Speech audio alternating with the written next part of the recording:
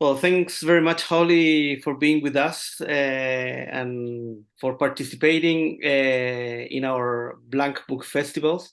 The name of the festival is White Over White, but today we will talk about black also and different colors. And you will be participating in two ways with this interview and also with your book Black Friday, which we'll talk about it in a minute. There it is, and also here. You have it too. Yay. Is that paperback?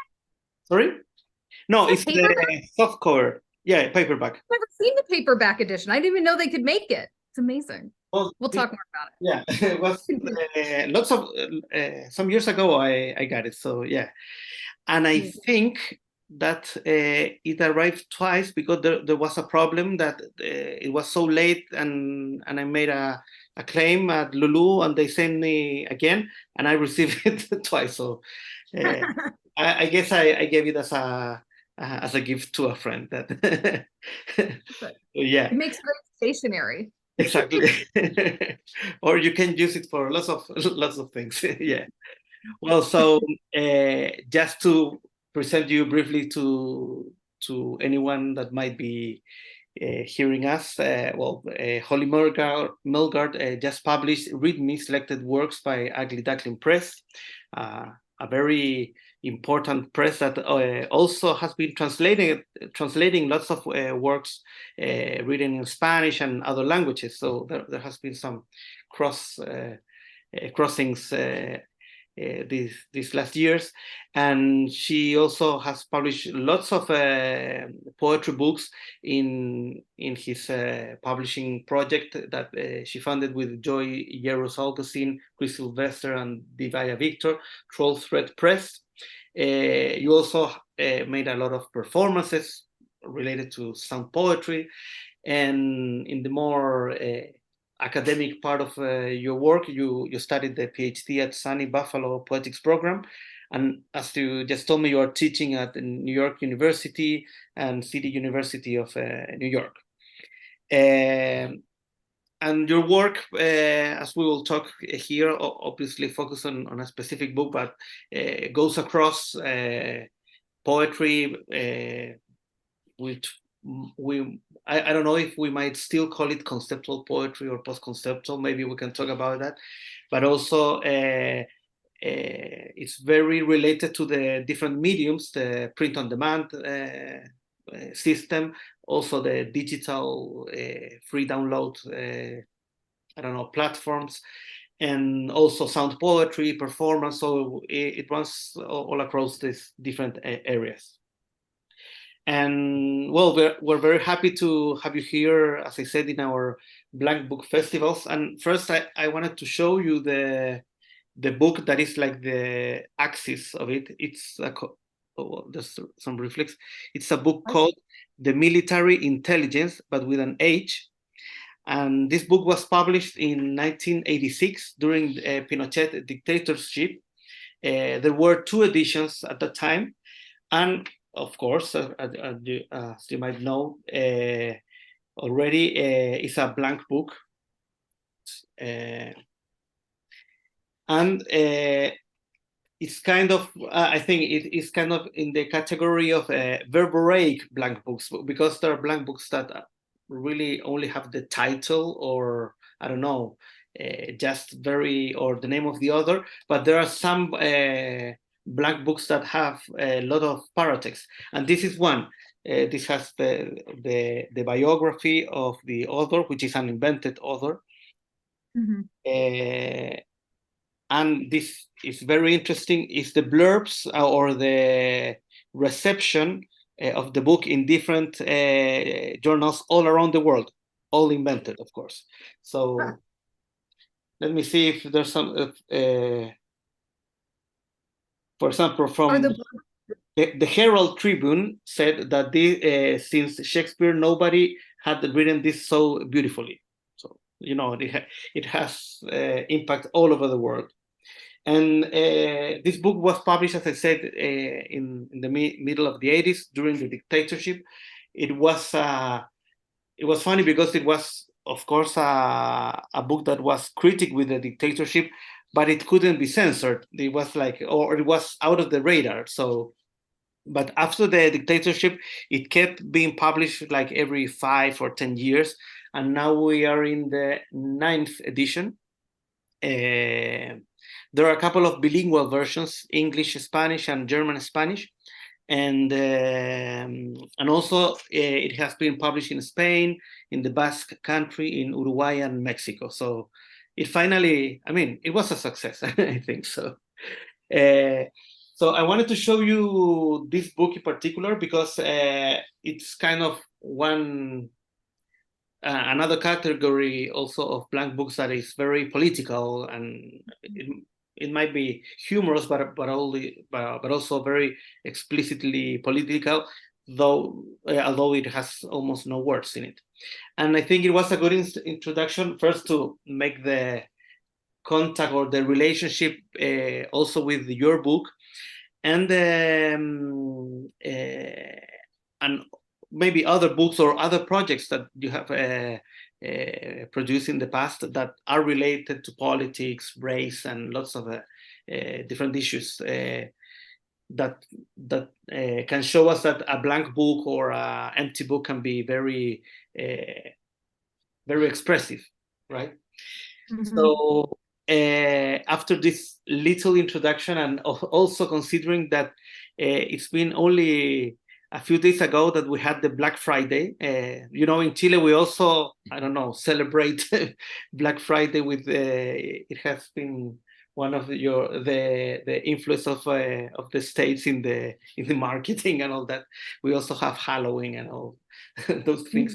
It's funny to talk about your book Black Friday just a couple of days later, but also we can consider that this book it was published in 2012, I think, right?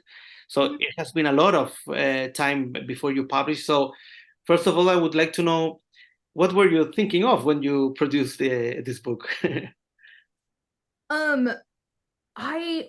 mean, I think I was thinking about something that a lot of people were thinking about at that time with print on demand, which was, the media studies approach to art making is often to test the affordance of technologies.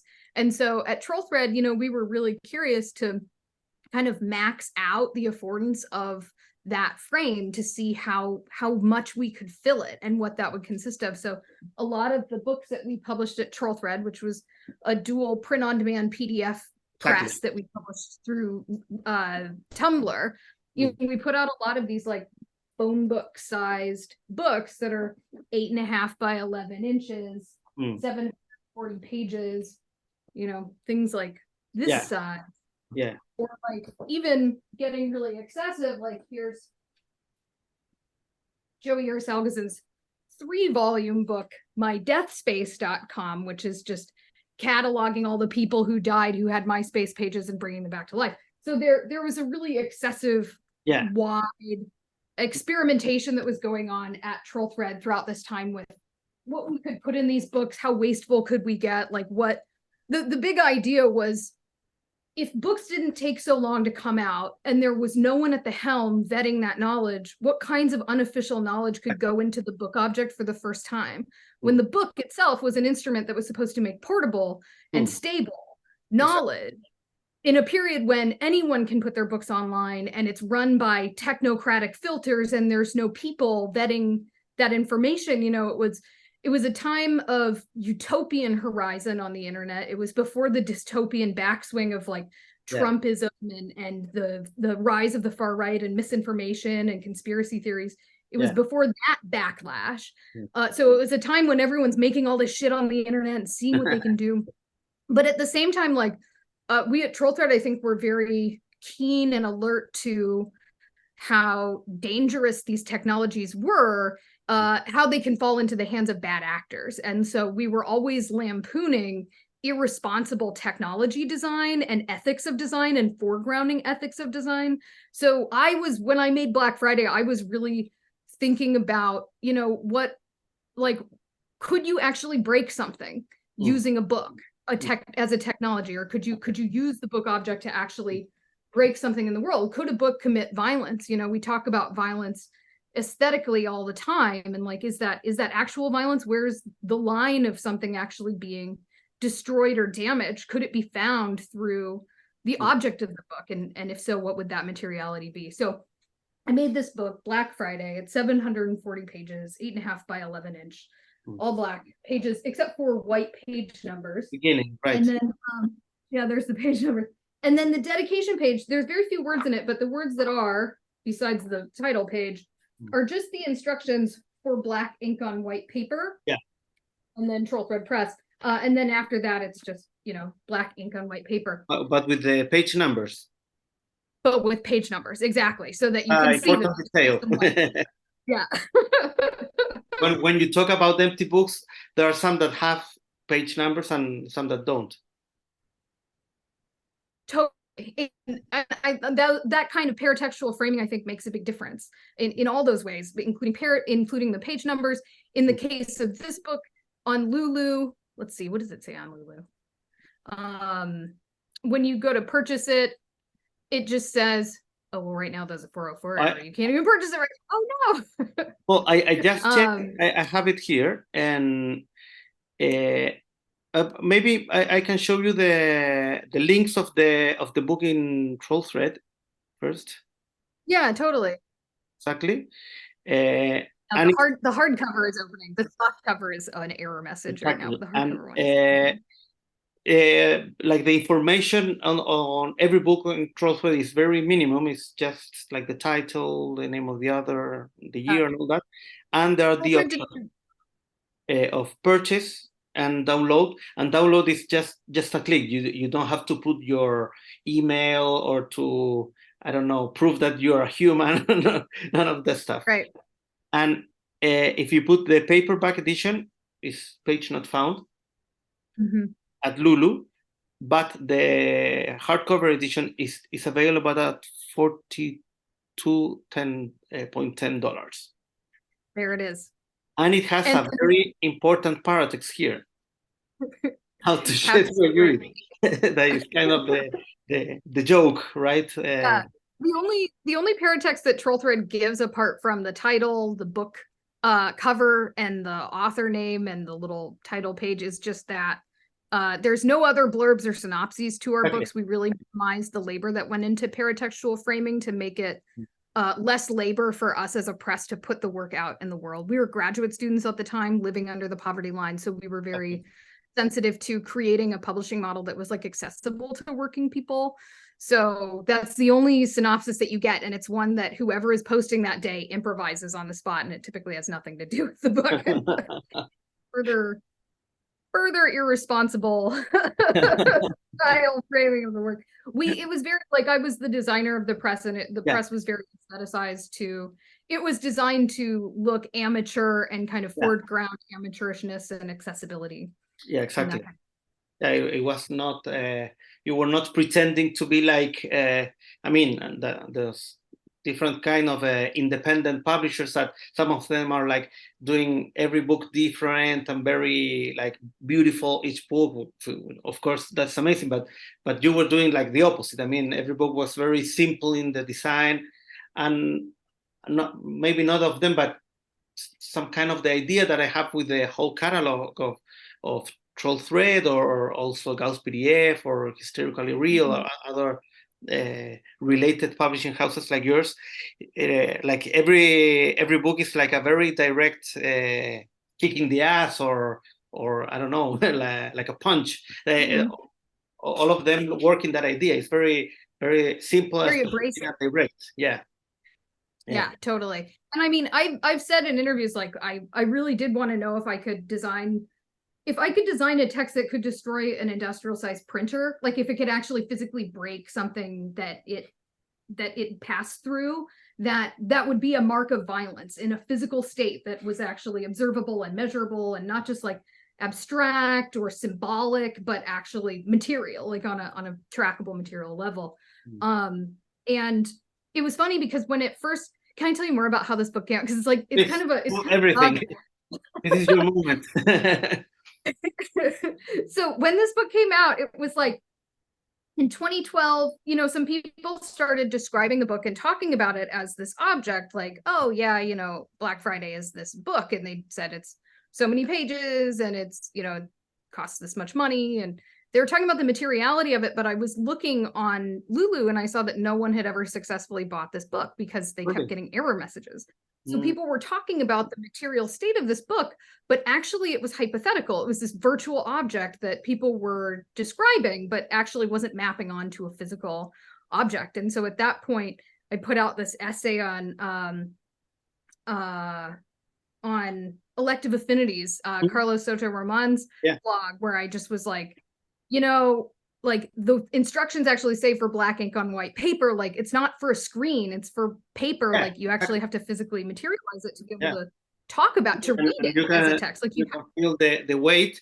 And also I remember when it arrived, like you can see like in the border, you see like some white and some black border is very strange. Like, exactly. Totally. And each one ends up being really different.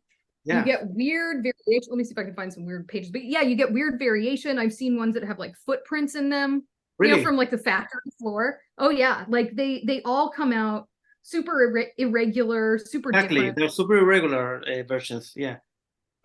And so after that, then I believe Brian Reed, maybe in like I don't remember what year now, but Brian Reed, the critic at University of Washington, he like put into the budget for a conference that he was doing money to buy a printer to attempt to print out Black Friday, to materialize it in some form, because Lulu had not yet managed to print a copy of the book. And then after that, Jordan Dunn in Wisconsin, in Madison, made his own version where he letterpressed it, and he like cut pieces at like a fraction of the scale of the book. So each page was this big, and he put them in cards in like a box.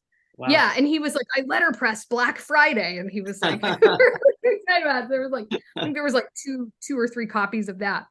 And then in 2016, Michael Nardone was like, I got a copy. Like, it turns out you just have to buy the hardcover version. But for years, when you went to order it, you would get an error message, and then you would reorder it, and we would re-upload it, and Lulu would take it down each time it was ordered, and then not materializable. But so that went on for a very long time, and then eventually something budged and they started printing it. But now, I mean, honestly, like if you had sent that complaint about Black Friday not printing today, I heard from Danny Snelson that his press, like somebody wrote in to Lulu or called Lulu and was like, I paid for a book and I wasn't reimbursed. Like I've gotten an error message. Lulu saw that he was doing creative projects that were sometimes designed to be wasteful, and they just deplatformed the whole press. Like they just took it all down. So now Troll Thread's kind of bracing itself for the possibility that because of the nature of the work that's on it, it might get pushed off of Lulu. So we're like backing things up, and we're like kind of bracing for where it will get pushed next. But so anyways, during this period, all these different things happened with the book, and there were different phases of its materialization. And there continue to be, I think, different phases with how it gets materialized in this really weird way. Well, I was just checking that, I bought it on 2018. There you go. As well with a book that is related to it, which is Blank on Demand by Silvio Lorusso and another author, but I don't remember how it appears in the Silvio Lorusso and Giulia Ciliberto. So but you might be happy that this was funded with public money that I got from a research project from the government of Chile. We use that money to buy your book. So you are getting very official, at least in Chile. So there's really important information there. I'm really glad you guys invested. Exactly.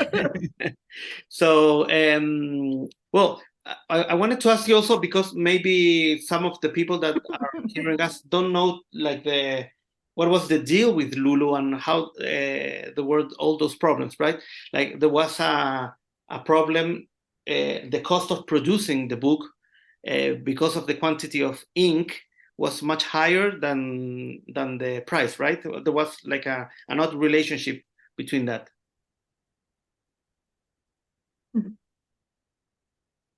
So if you can tell. Yeah, well, there's actually totally. And sometimes when people describe Black Friday, they describe the cost of it and the metrics of that. And they get that from Gene Keller's book, Black Book, which came out 2 years prior. And we at Trolltech had no idea this book came out until like 2013 when Kenny Goldsmith started talking about it. And then we were like, wait, what is this book? Because Black Friday had since come out. And we were like, how did we not hear about this? But because we're in these different information flows, it's like somebody in Europe doesn't necessarily see the work of somebody in, fucking Buffalo, New York or whatever.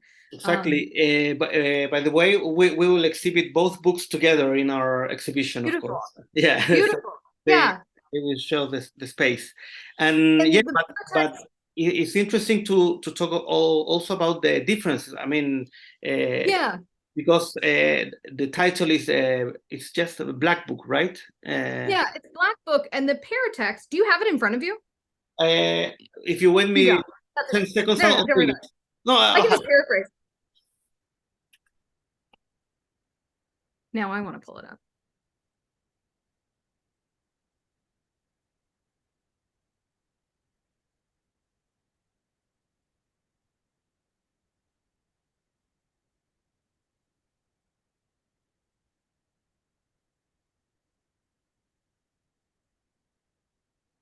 So here it is. Yeah, so there's Gene Keller's Black Book, and while you're holding it up, I'll read the paratext that goes along with it, the description on Lulu. Yeah. So the description of Gene Keller's book is, this is 2010. 2010, the first edition. Yeah, ink used for digital printing is one of the most precious substances in the world. A single gallon of ink costs over $4,000, and this is one reason why digitally printed books are so expensive. However, the price of a book is not calculated according to the amount of ink used in its production. For example, a Lulu book of blank pages costs an artist as much to produce as a book filled with text or large photographs. Furthermore, as the number of pages increases, the price of each page decreases. A book containing the maximum number of pages printed entirely in black ink therefore results in the lowest cost and maximum value for the artist.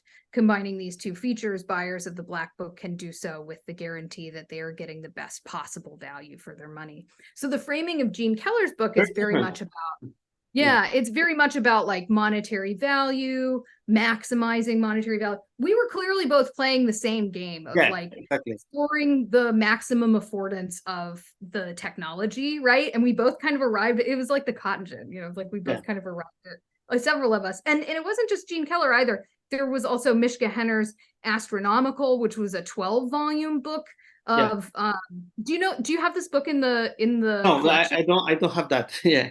This one's really good. Actually, I'll link you to it because it's a 12-volume all-black book that if the pages side by side, it signifies like the length of the Earth to the sun. Yeah, something like that. Yeah. And that printed and had printing errors for a very long time, and then eventually, I think after like 130 sets, it stopped printing. But so the frames, I think, really differentiate the books. His is also a different size, right? Like it's smaller in size, and I don't think it's 700. Is it 740 pages? How many pages? You can show like this is the it's 740 pages. Yeah, his is A5 size. Exactly. Yeah. But at the same time, they seem very similar. And when I see descriptions of these two books, either Black Friday or Gene Keller or a mix of the two, often when I see people talk about one, they use the paratextual frame of the other to describe it. Yeah. So people will talk about how how Black Friday is a good deal in terms of ink, or people will talk about how Gene Keller's book like might break a printer. So there's this weird mixing that happens because of the but totally. But now, there's another difference is that the Black Book has no white pages, has no inside paratext. And no page number, so this is kind of more silent in a way, or more minimalist. But yours, and we can talk now about this, has a very specific title, which is kind of ironic in first place. It refers like a marketing campaign, right? But also in the context of racism in the States, of course, it has a very different sense, right? Totally. There's blackness as a concept for the book. which Anna Vitale's written about, thinking about Black Friday, and Amiri Baraka's Yeah. work. And then there's also Black Friday, the event that happens after our Thanksgiving holiday when everything is on sale, and it's like the sale day before Christmas. So everyone does their shopping, and all these videos and photos come out every year of people stampeding each other to get a HD TV or whatever. But it symbolizes like the kind of peak of consumer capital for the year. It's the biggest shopping day of the year. And of course, like consumerism and consumer culture drives much of how the architecture of the internet gets produced, right? Like the internet was never designed for children to inhabit it architecturally, but 40% of the people online are children. Yeah. And that's not a profitable outcome, but it's part of the reality of the space. But in the meantime, of course it's designed, there's way more porn in that place than there is architecture for children that's actually responsible for that, right? Yeah. So consumer capitalism very much like drives the architecture of these platforms like Lulu or Twitter or Tumblr that we use to circulate and distribute ideas. And so Black Friday, we put it out on Black Friday in 2012. Oh, great. Yeah. Yeah. And we really were like, please, like every time you buy this and it gets an error message, like we will repost it, like keep buying it again and again. Like, let's see what can we do to the machine. And I was talking with Annette Gilbert, the theorist of the Library of Artistic Print on Demand, who was one of the curators. And we were having a really interesting conversation the other day where she was saying, there is like, speaking of the violence of Black Friday, I mean, it's really reckless for these factories that print on demand comes out of, right? Like often they're outsourced to third world countries. We don't know exactly where. Right? They pass through many different hands. And often it's like these poor workers or factory owners who end up paying the price for whatever gets damaged. Yeah. And there's no recourse for anyone involved. Like there's no recourse for the vendors. There's no recourse for the contractors. There's just this irresponsibly designed machine with no one at the helm. And so Black Friday, I think, was really exploring and trying to expose and lampoon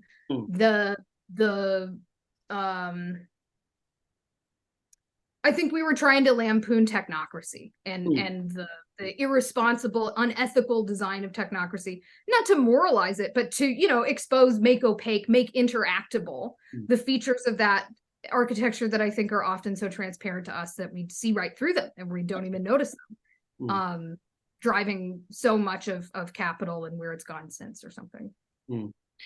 And when we started talking before this interview some weeks ago, you told me about other works that deal with colors or with race that were published by you and also with Joey in Trolls Web.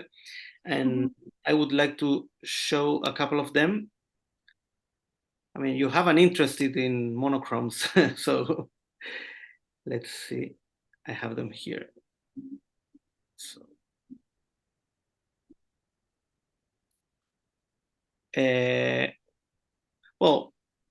because we are talking about race, let me see.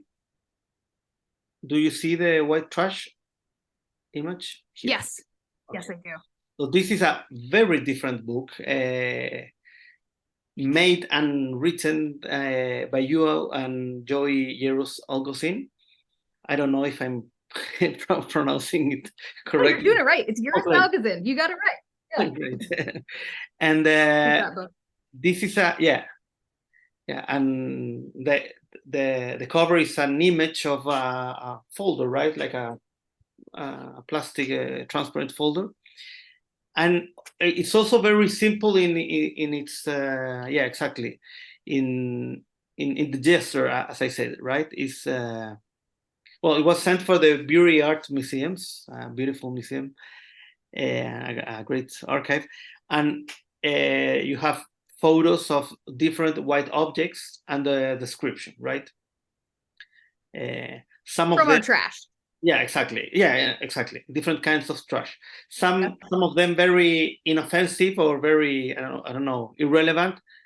And after that, they're like personal I don't know fluids on different kinds of paper towels. So it's a very strange mix of like very I don't know irrelevant things, and some like very, very personal. So it's a very strange. It's kind of mixing a very objective approach and a very, I don't know, exposed approach.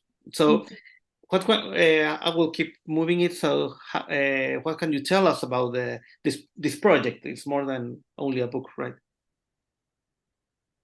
Yeah, so these were photographs we took of our white trash, come on toilet paper. It just said there's snot, there's all kinds of bodily fluids in here. It's very personal. Yeah. As Joey and I are considering pivoting into teaching high school writing, we're like, are we technically ineligible to do that because we put this book on the internet? We're not really sure as artists. But so this was featured at the Barrie Text Art Festival, and funnily enough, we mailed this to them. It never showed up. Really? After we moved from Buffalo to Brooklyn, 9 months later, it showed up in our mail on our doorstep. And we were like, what the fuck are we supposed to do with this? And so then it has weirdly lived in our, in that box in our closet ever since. So it's been sitting in our closet now for almost 10 years.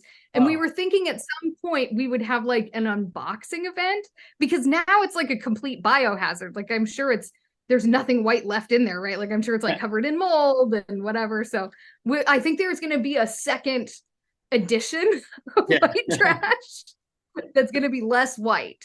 Yeah. So update. White trash.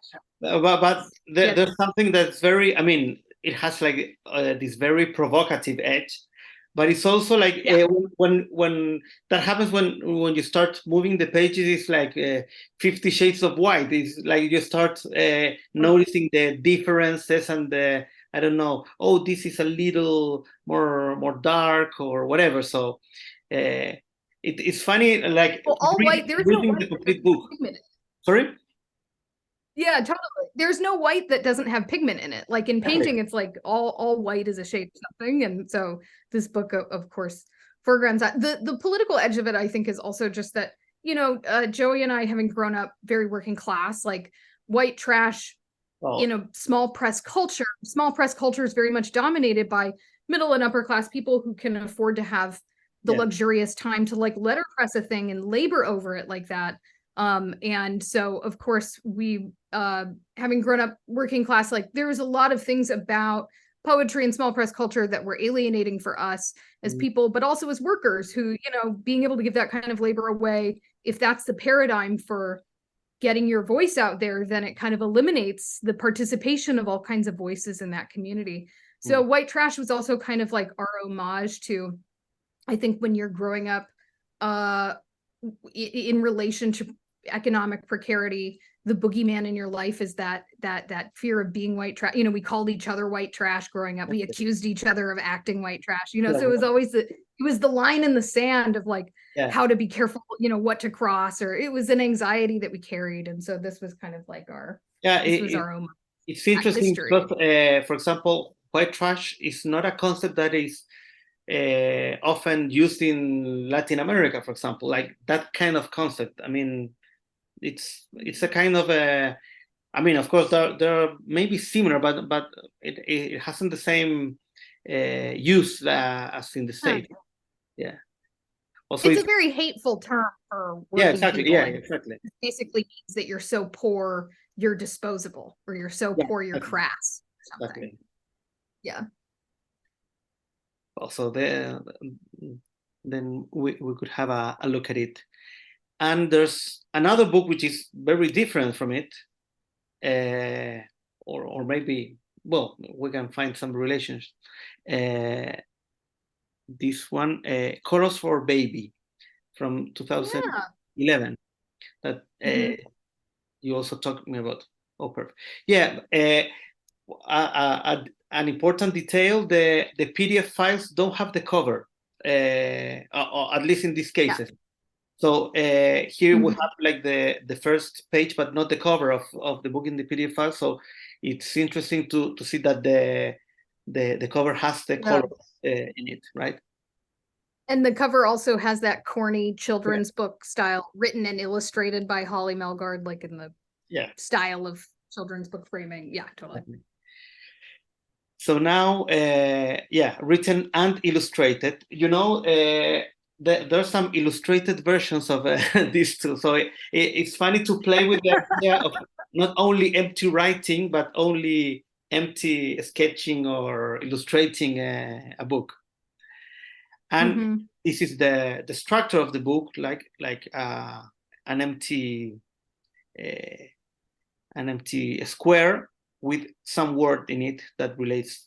At first, it's like tautological, but then you go on. It's clear, cream, all white things, of course, but blue, water, steam, fog, and I like, for example, when wind appears, because it's more like invisible, not necessarily. It's not necessarily related to a color, right? Sugar cube, of course, salt, ash, and it starts like to spread a little. I don't know. I think club soda, cling, to smoke, spring, air. It's also invisible. Area. So what I like about it is this like proposes different relationships with white or emptiness or invisibility. I don't know. That I mean, it makes you think in. I mean, at the first it's like, oh, it's a joke, it's empty, but then you like start. Has a lot to do, I think, with perception and all that. There's the tissue again. This is something in common between the two books. So, it's a theme. Yeah, exactly. It's the poetics of tissue. That's a name for an article. There you go.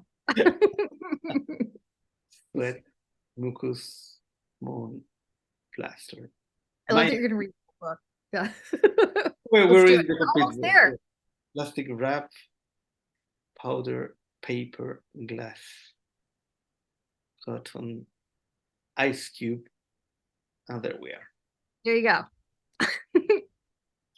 We read the complete book. Read it. What about this project? So I'm like looking around me for the other parts of this trilogy. It's part of a trilogy. It's a 3-part book. Yeah. The second book is Foods for Baby, and this is in the selected Foods for Baby, and that has circles, and it's got different ball-shaped foods, which includes breast and kibble. And then it gets more sinister with Shapes for Baby, which then is just lines, and it's got slope and slant and backslash, needle, die, depress, deplete, decline. But so it's a trilogy, and the content kind of gets more advanced with age. But it's funny, I'm really glad that you asked me about this book. I was kind of dying to tell you about it, because in the years since Poems for Baby came out, which was weirdly popular as like a baby shower gift set that people would buy on Lulu. Really popular on Lulu. It made like top books lists frequently, because it makes a good gift. In the years since it came out, parents tell me all the time that they're like, oh yeah, my child drew in Colors for Baby like immediately, because they see the empty space, and it's like they're compelled to fill the void, right? Exactly. Like, and it's like, and they're like beavers driven to dam up unobstructed water in a forest. Like, it's like they see the outline, they're like, well, I gotta fill that in, and like they. So everyone I know who has a copy of this is like, it's colored by children. Well, and it's totally happenstance. Yeah. Oh, go ahead. I found I got this is the second edition. I got it recently, but I first saw a copy of this second edition at the National Library here in Chile, and when I asked for it, well, it had all the seals, like the official seals, so it was very intervened, but also it had some writings. I mean, someone had took a pencil and made some doodles or things like that. So it's really strange. I mean, like this kind of empty books, like it's like they are claiming for a response. So that's very interesting. If there's nothing to read, like you have to put something in that, like you can't stand it being always empty. Maybe they thought it was a journal. Maybe they were like, oh, write in this journal, and then they abandon it, which is what bound journals are usually for. Yeah, exactly. Want to see the video of the Colors for Baby promotion for the new phase of that poem? Are you curious? There, I've started collecting the children's illustrations now in really? pages of Colors for Baby, and I'm now compiling it into a new book. Do you want to see it? Yeah, please. Can you make it so I can share? I'm going to share a video with sound. Can you make it so I can share? Yeah, please put the share sound so we can. Yeah, totally. Okay. Oh, amazing. Here we go. Oh, hi. I'm Holly Melgard, author of the Poems for Baby trilogy. I have to skip ahead. Hold on. Here we go. I'm going to skip published in 2011. I read it, and then today. Parents, has your child done this to my book, Colors for Baby? Well, you're not alone. Hi, it's me again, Holly Melgard. People have complained to me over the years that kids keep coloring in my trilogy books when left unattended. Apparently, the outlines compel them to fill the void, just like beavers driven to dam up unobstructed water flowing in a forest. So I'm now harvesting their energy to purposefully biohack your child's instinctual drive to fill the void, in order to automate production of my next book, Colors by Baby. So I'm asking for your help to complete it. Let's fill this void together. Step 1. If you don't already have one, buy my book, Colors for Baby, written and illustrated by me, Holly Melgard, on Lulu.com. Step 2. Read it to a child, and then give them the book and some coloring or drawing supplies. You can even leave them unsupervised at this point. Step 3. Photograph the results. Step 4. Send pics of any pages that your child fills to me at colorsbybaby@gmail.com. That's colorsbybaby@gmail.com today. All contributors will be credited for the child labor by name unless explicitly requested otherwise. Pictures must be sent no later than New Year's Day, 2023. Shipping and handling may apply. This was, I ended up publishing this video on Schema magazine, which comes out of Portugal. Oh, really? And yeah, so people have been sending me just like pictures of the filled in pages. But so now I've outsourced it to child labor to make the sequel to Colors by Baby, and I'm very proud. Wow, that's amazing. And tell Joey that I also love those kind of very quick phrases when the credits. He did an amazing. He's real good at that. He did, didn't he? Yeah, I'm very proud of him. Sorry? Oh, I just said I know, I'm very proud of him too. Yeah. Well, my connection is not very good at here at the moment, as always, really. But shame on Movistar. That's the name of the company. I blame them publicly every time I can. Shame on you, Movistar. You're awful. That's what they're for.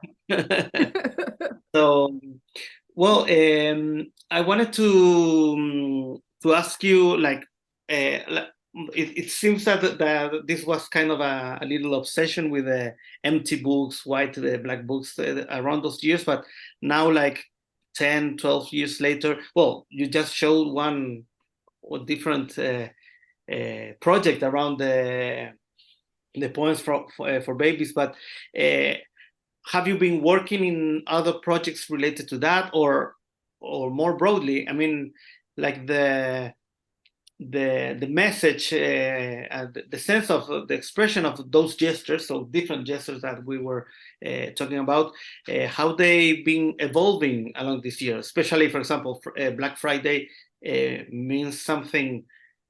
I don't know if it's too different from 2012, but maybe deeper or more complex, considering everything that has happened in the States along these years. Mm-hmm. So the question is how the projects evolved since, or how do you, or the impact that these books might have today. It's maybe different or the same, or how do you think about this book being read today?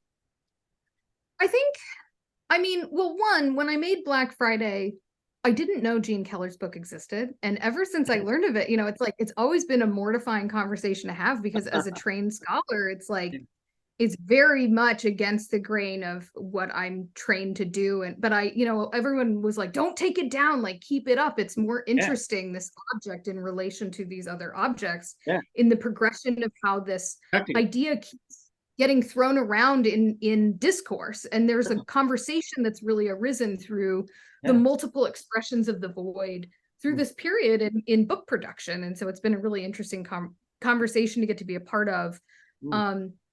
And I think talking with Annette Gilbert, going back to her comment that it's not like it's a good thing that this could potentially, destroy the equipment in some third world printer, right? Like there's nothing ethical. Like there's nothing ethical about this book by any means in a time when, the paradigm is to consume ethically and to perform one's virtue and perform one's ethical consumption and put it out there. With the higher prices of paper and the difficulty to get paper. I mean, in Chile, during the pandemic, it was almost impossible for independent publishers to publish books. I mean, but really impossible because there was both of my last two books that came out that weren't POD, Read Me and Fetal Position, were both delayed by like a ton because of the supply shortage. What's the word? The supply shortage. The shortage. Totally. So I think that it comes from a different time. Obviously, on the internet, I think it comes from a time when artists were more comfortable communicating through moral ambiguity than I think today. I think it would probably get more pushback.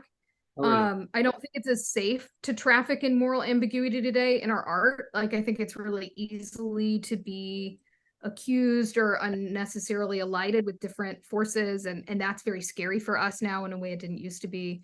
And I also think that something about it that kind of stays contemporary, though, is that I think for at least in the US, these traditions are different in different places, but at least in my corner of the world, the paradigm for a couple hundred years has been that the poet stands on high, that the poet knows more, the poet is a truth seer or a priest or a pedagogue. Somehow the poet is above the problem. The poet exists in a meta plane of existence. Well, here in Chile, we have like that tradition also. I mean, Pablo Neruda is kind of a figure very related to Walt Whitman. It's like, or I don't know, it's like that tradition, Totally. And that whole tradition relies on a notion of being able to access meta language that can function separately from language itself. And I think coming after, the different schools of philosophy that happened over the 20th century, like Trollthread, when we arrived on the scene, we were like, we don't get a meta language. What are we talking about? Like, we're not evolved. We're people. We live from within the human condition. We're operating from within the framework of being fucked up assholes like everybody else. And so, like, what if our work didn't embody the ethical stance? What if it let go of the obligation to perform ethicalness, which especially often is imposed on women's work, especially in the way that it gets talked about and theorized? So I was really excited in this idea, like, what would it mean to make work that was not ethical, that was violating ethical codes, that was errant in, that was off the mark of what was expected of the poet, because maybe that could reveal something about how we treat poetry as so separate from the world, when actually it lives in the world, it's part of the world, it has a material life in the world that has effects on the world around it, it uses up resources, it interacts with people, it has different communities that are arranged around it, and different power dynamics within economies of meritocracy and otherwise, right? So it has effects in the world, it's not apart, it's not safely separate or immune. So to me, I think the thing about Black Friday that kind of remains exciting is its proximity to violence and what its lasting proximity to, or I should say, in lieu of Pinochet, maybe violence isn't the right word here. Maybe I should be saying destruction or damage, right? Like it's I always think this idea of putting a stick in the machine, like making stop or stutter, jamming the machine in some very literal way, like, and that's not often we talk about throwing our bodies into the gears of the machine when we protest morally corrupt institutions, but this is throwing its body into the gears of the machine to just make a fucking mess and damage something and use up resources and make waste.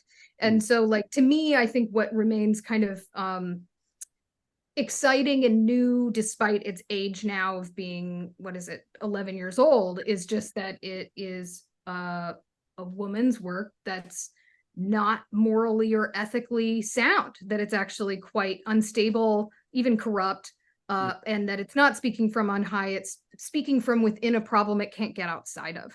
And that operating position for the work and the framing of the work and how one comes to interact with it, I think it recasts the book as an installation space as opposed to an information object or something. And so it's something that puts us inside of a situation and how we interact in relation to it. To talk about it, we have to disclose our material encounter with the thing and what we were willing to do with that thing and what we were willing to damage to access it, etc. Okay, great. As you were talking, I was thinking that maybe some of the other books of the exhibition might deal or not with those kind of issues. But that's funny because with the blank books, you have the idea of pureness and not work or even being lazy. Like you couldn't write a little, but with the black book, you get more an idea of the cost and the labor that I mean, it's funny because it's probably almost the same. Like, but it's not really the same, and the effects are so different. So yeah, something about the ink of it, like, you exactly. know, it evokes the stain and the mark and the baggage that's carried with it. Like there's less fantasy about egolessness, I think, with the black page versus the white page. Maybe exactly. You know, it's clearly filled with something. Yeah. And there's also something that we haven't talked about yet, curiously, but also is the symbolic power of the color of black, meaning death. I was thinking in the black page of Tristram Shandy, or those kind of relationships that you can think of. Was it another level of the gesture of the book, or I mean, it's very obvious. It's very easy to think of, but. I was aware of the black page, morning page, I think. Yeah, the morning page, exactly. Yeah. Yeah, the morning page. Like yeah, like 700 morning pages you can think of. Yeah. When I made Black Friday, I knew that there were different attempts at the black work. You know, I'd seen, I mean, how many all black canvases have you seen in art museums and galleries in your lifetime? Like, I feel like most contemporary art places I go to will have a black canvas.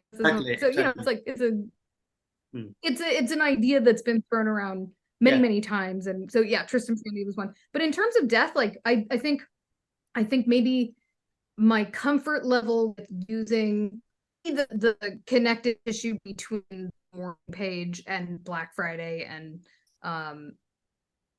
you know, its damagingness is maybe just Joey Algazin on Troll during that time. He spent like 6 years making an entire shelf of books where he would just take different people in history and fictional movies and stories and bring them back to life. And he would just create, you know, whole phone books of just, and with that, the alien came back to life. And with that, the predator came back to life. And with that, every, you know, this or that person with a MySpace page came back to life who actually died in real life, or, you know, all these people, you know, so he had many books and it was called the Lazarus Project. And it was about resurrecting the dead. So those themes were really alive in Troll Thread as we were playing with it. So I think I had a comfort level in playing with it just because I was constantly around Joey, normalizing that, which there's nothing normal about it.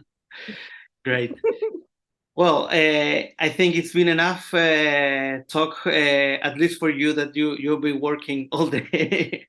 But I really appreciate your time and your good spirit to talk about this project, and also to show all its ambiguity, all its different, I don't know, nuances. I really like it because for most people it's like, oh, it's empty and that's all. No, I mean, that's where it starts, and that's kind of what we want to show this day. So thank Yeah. you really, really very much. And I don't know if you want to say something to your friend here. Carlos Soto Roman will be participating in the festival, of course. Oh, He yay. also likes- Hi, Carlos. Yeah. Well, and you also mentioned Annette Gilbert. She was our first guest in our first festival. So she taught us a lot, Amazing. and we're still learning from her work. Well, thank you very much Yeah. again, and well, of course we'll keep in touch. Thank you so much for having me. It was really an honor to get to talk to you today, and so great to see you. Yeah. Goodbye.